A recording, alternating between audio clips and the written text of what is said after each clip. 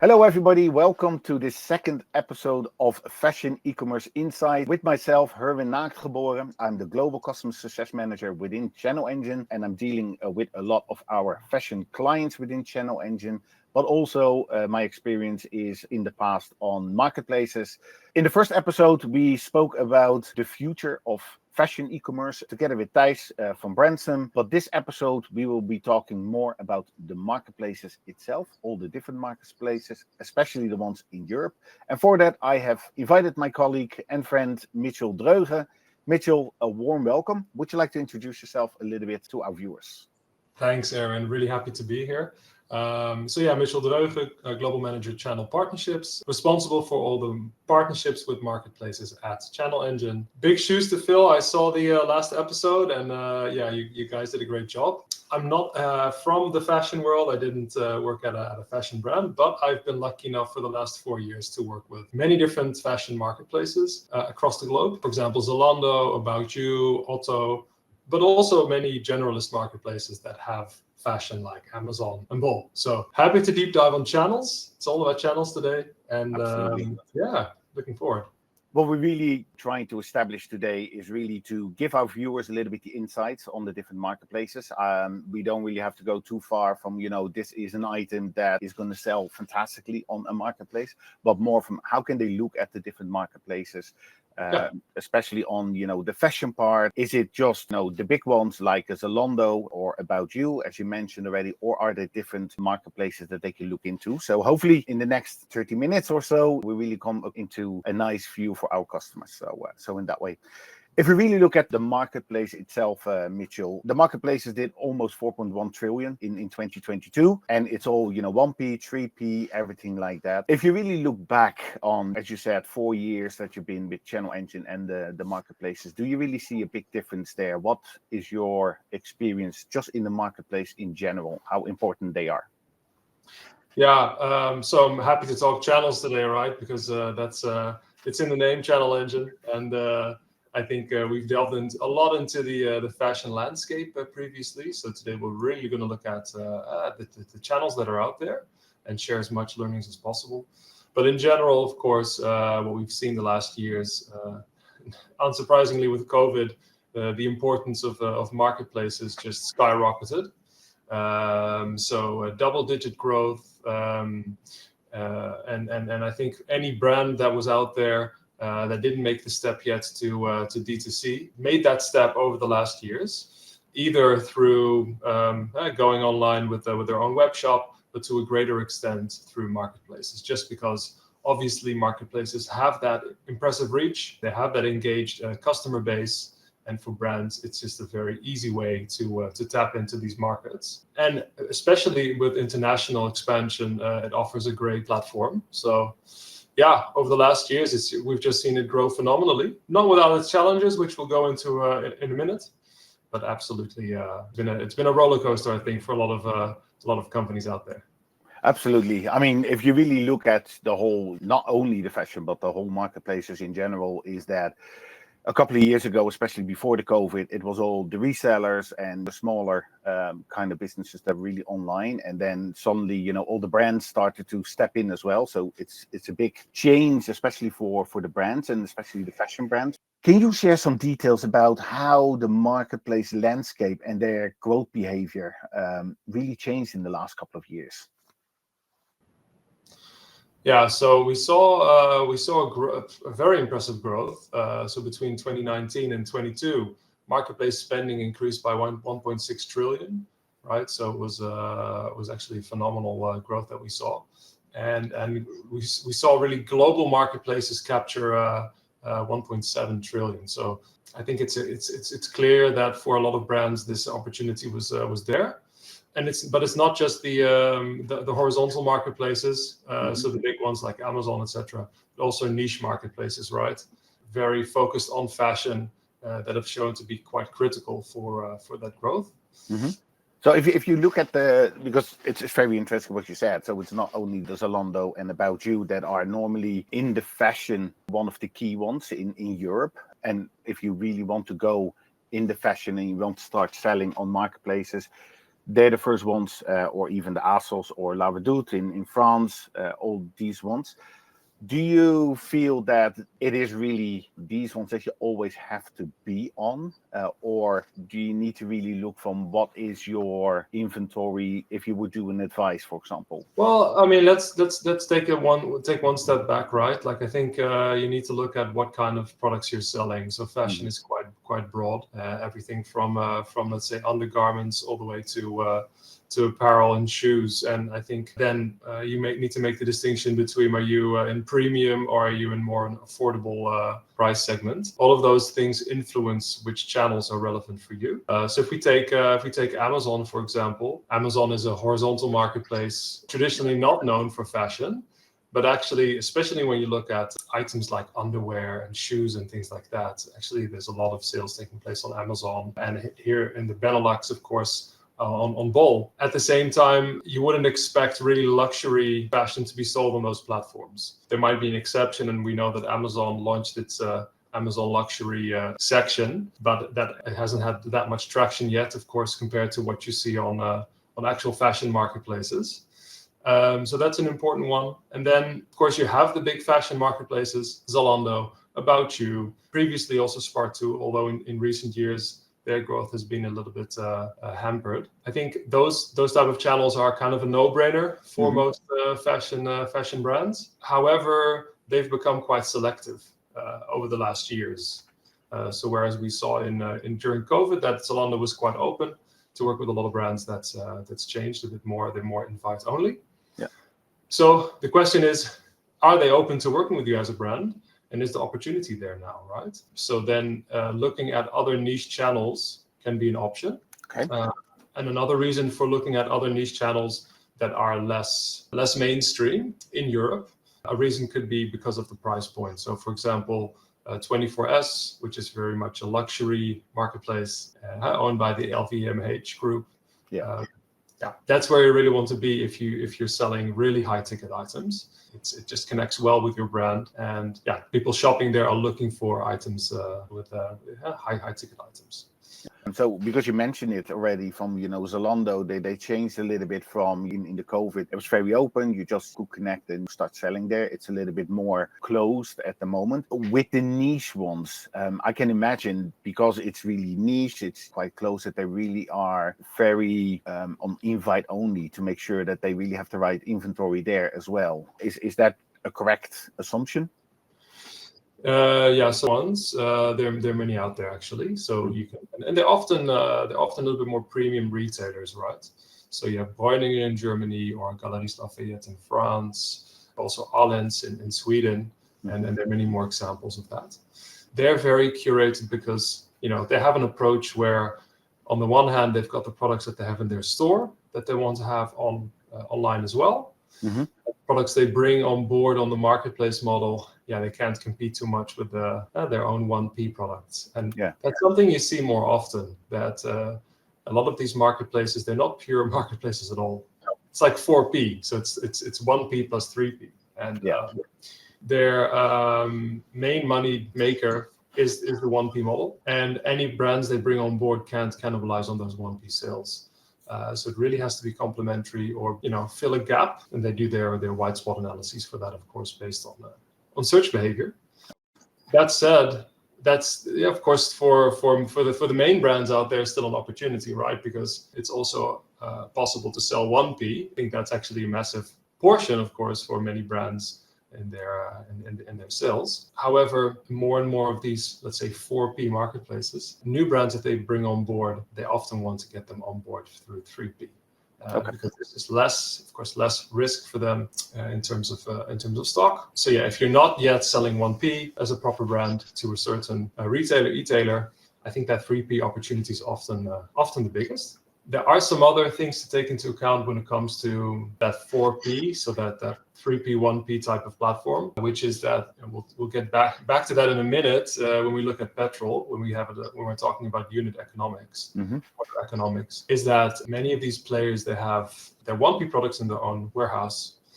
And if somebody orders 1, 2, 3 products in one go. Preferably, those all come from their 1P One offering. location. Yeah. It all goes from in one package from their own warehouse.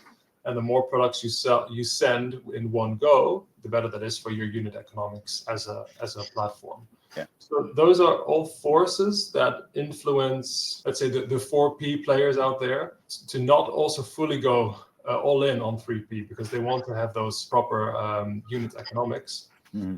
Which is good for profitability. So all these forces are in play and influence whether or not they're open to working with you as a brand, and whether they prefer 1P or 3P. Yeah. So I think it's good to acknowledge which players have that approach, and I think those are some of the ones we've already mentioned. So Galenstaffie and Dröge, but also Weekamp in the Netherlands. These are all players that have this type of approach. Well, that's very interesting and really nice insights to share with our viewers, Mitchell, in that part. Now, just to clarify, I think for some of the viewers that are not very knowledgeable yet on marketplaces, the 1P is items that owned and sold by the marketplace itself, and they could be directly bought from the brands and everything like that. And then the 3P is really the items that have been brought in by the brands on the marketplace, and they are responsible then for shipping, all these kind of things, right? Just to exactly. Yeah. I think it's just really important because not everybody knows the 1P and 3P wording, so that's why I just want. And then there's also in between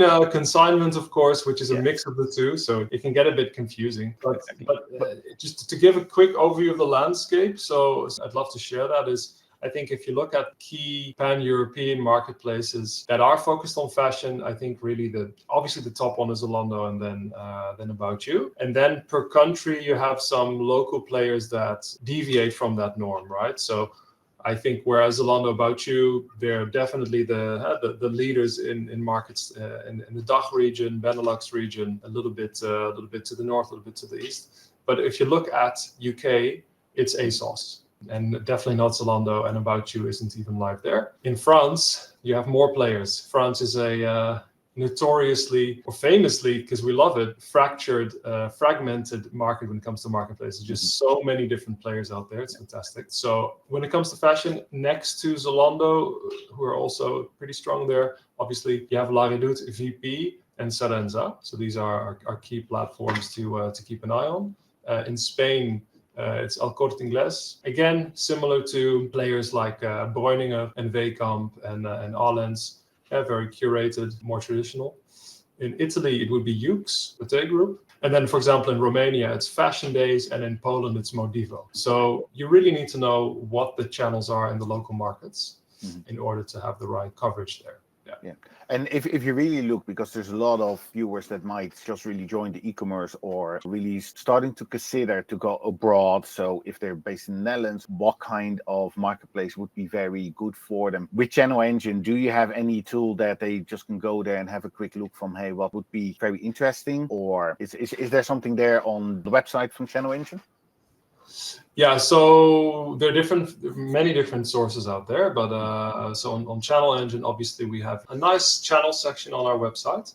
You can filter there on country and on vertical, even on region, and then we'll present to you the channels that fit those requirements. Okay. And it'll be an overview of both channels that we already support and that are on the roadmap.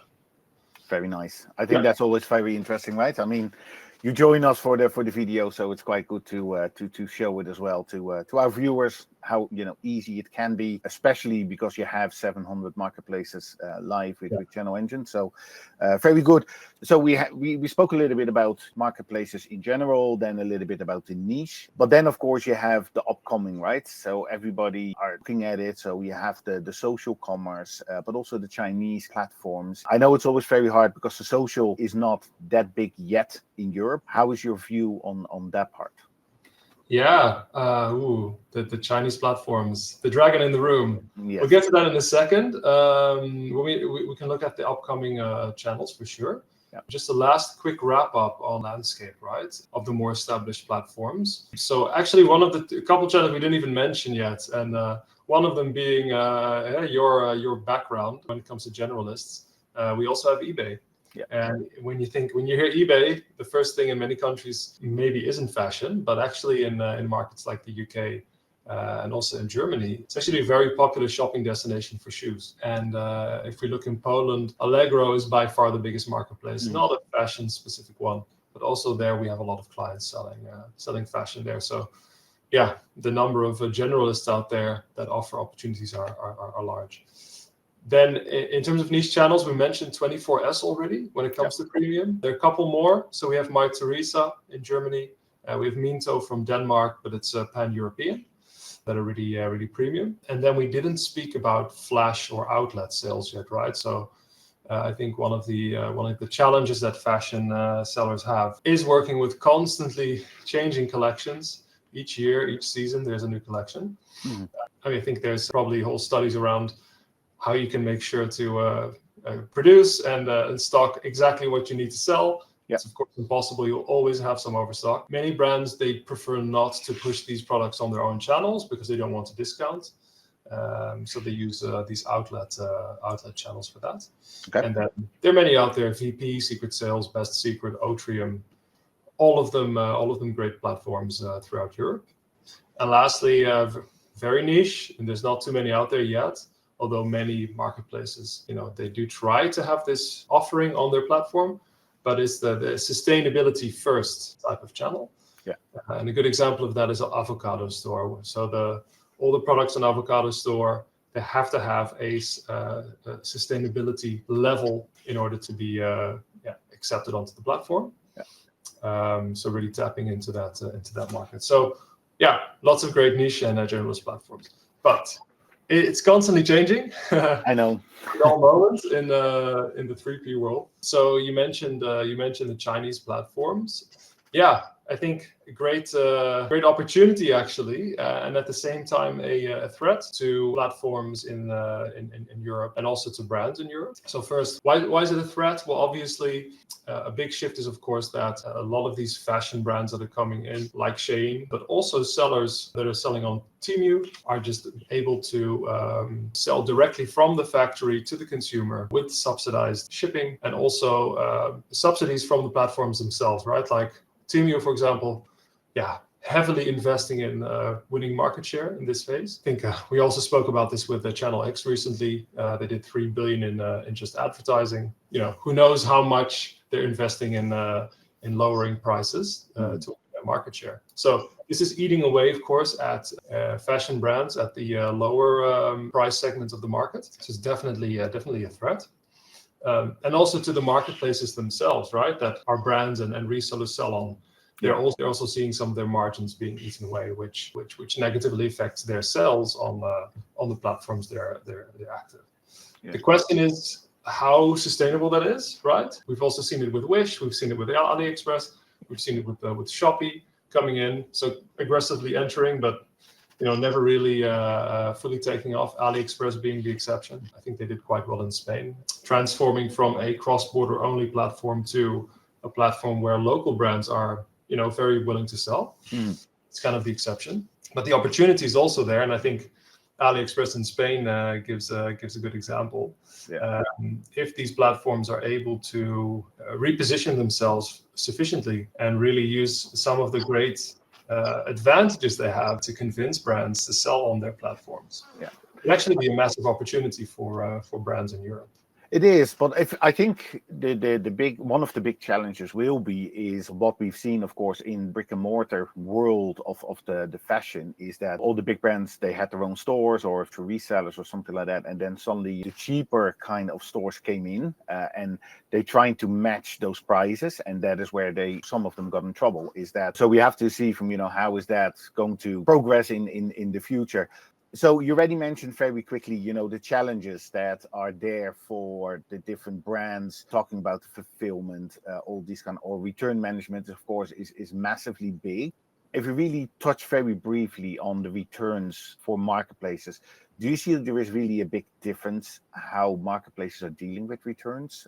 I know fulfillment, of course, is a different option, but if you do the direct shipment and everything like that, is there requirement-wise, is there a big difference there for brands to consider? Yeah, you see differences in terms of what the marketplace expects cost-wise. So some marketplaces will expect you to offer free returns. others won't. So that you need to take that into account when you're making your business case. And also, the return rate just varies a lot per marketplace and per country.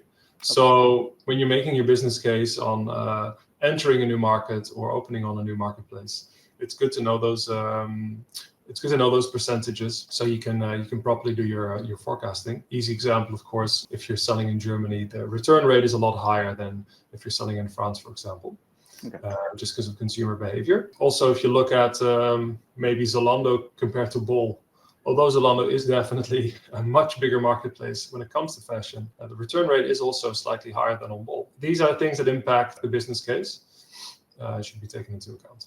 And I'm assuming that your colleagues within ChannelEngine could help brands if they're really interested going to marketplaces from what are the requirements, where do you need to look into if they want to join and go to those marketplaces. Yeah, I mean, when it comes to requirements, it differs per marketplace, right? So indeed, around the cost, there are the differences, but also which carriers, which shipping options you can use. Right? Some marketplaces they only allow you to work with DHL or DPD. Right? All those requirements for the marketplace we work with, we have it very clear, and our clients can just ask our customer success management team for that info. Often it's also stated in our documentation. Other requirements than that, of course, you should ship within. Depends on the marketplace, but ship within 2 weeks or within a week. On Bol, for example, it's within 8 days. If you don't meet that requirement, you'll get a strike. And you don't want strikes because you can get banned from the platform or suspended. But I think in the fashion anyway is from people order something and they would like it as soon as possible, right? It's for a party that they want to go to or for any other kind of event that they have. So shipping in 2 weeks is always then a question from should you actually go that direction if competitors can do it quicker. So it's always about market research and also your potential customers where to go to. If we then look a little bit from how successful can sellers be, we spoke a little bit about all the marketplaces in general, and I think it's always nice to hear it a little bit from a seller. One that you are very familiar with, Petrol, a customer from ChannelEngine, and they are with ChannelEngine quite long. We have a very short video explaining their experience on marketplaces and with ChannelEngine.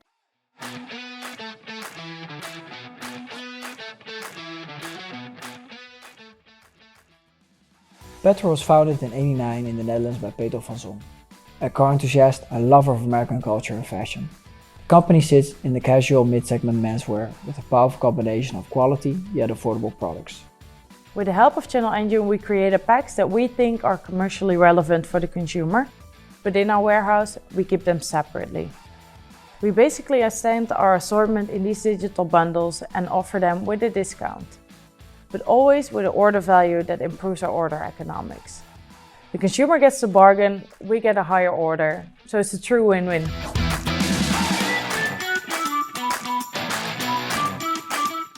The results were great for Petrol's digital business in 2022. Let's just take a look at the Cyber Week, where we quadrupled the revenue versus 2021. Year to date, we're almost doubling versus last year in tough market conditions. We have over 120 product bundles on a size level, covering most of our bestsellers at an affordable price.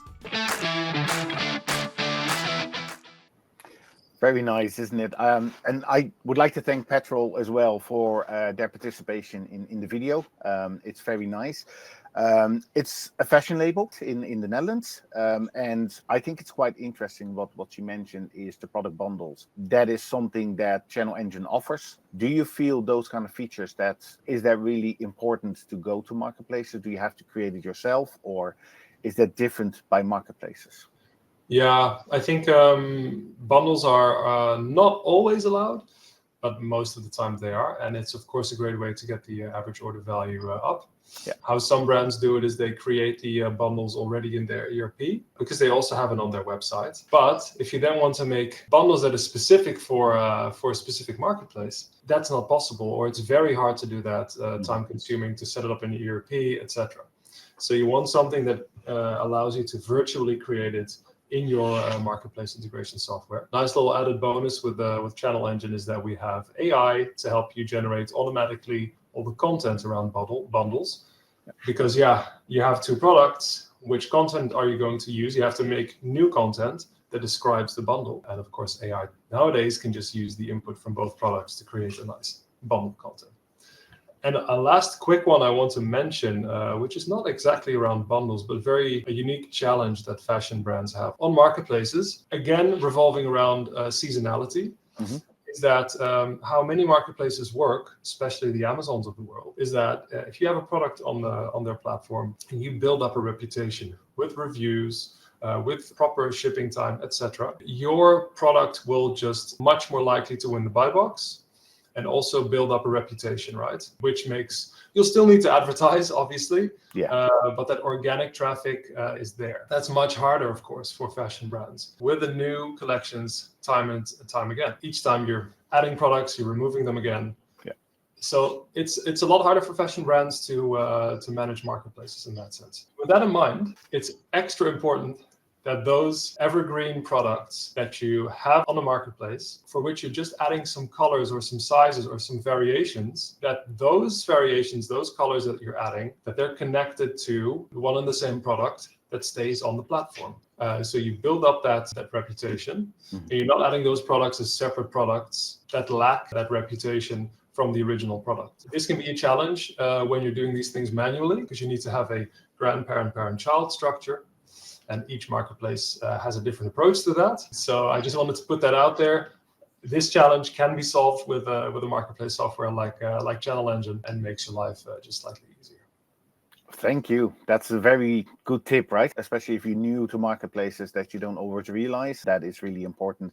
So it's really fantastic to hear you talk about the marketplaces and the niche marketplaces and your experience, Mitchell. And, if we really just think back over the last half an hour, what we've been discussing is really the different kind of marketplaces. So I think what people really need to realize is just the marketplace in general. So it's really the likes of the Amazons and the eBays and everything like that. Don't discount them straight away or exclude them.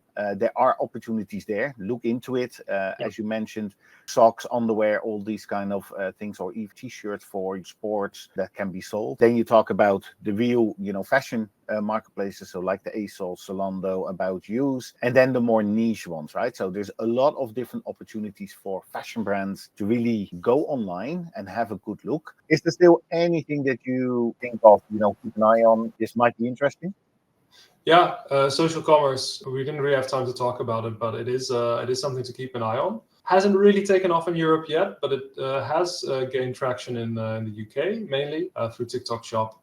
And word is out there that there's going to be expansion in other EU countries this year. It's going to be the year that shows what the traction could be in Europe, really, when it comes to in-app transactions for social commerce. Social platforms. Definitely something to keep an eye on. Maybe already start looking into how it works. So it's much more influencer based. The content you need to put out there to get sales is very different. We're already doing many tests with this platform. So happy to talk to any brand out there that wants to start working on this. And we also have some great agencies out there that can help. So that'd be my last tip. Perfect. I really appreciate that. So for all the viewers, this was our second episode, really focused a little bit more on the marketplaces itself. Mitchell, I really would like to thank you for your time. It was, as always, a pleasure talking to you. Is there anything you would like to share with our viewers as a last note? Thanks for listening to us for the last half an hour. I hope it was interesting. And please reach out to us on LinkedIn or anywhere if you want to have a chat. And good luck. Fantastic. I appreciate it. And for all the viewers, I would like to thank you all and have an absolutely fantastic day. Have a great day, guys.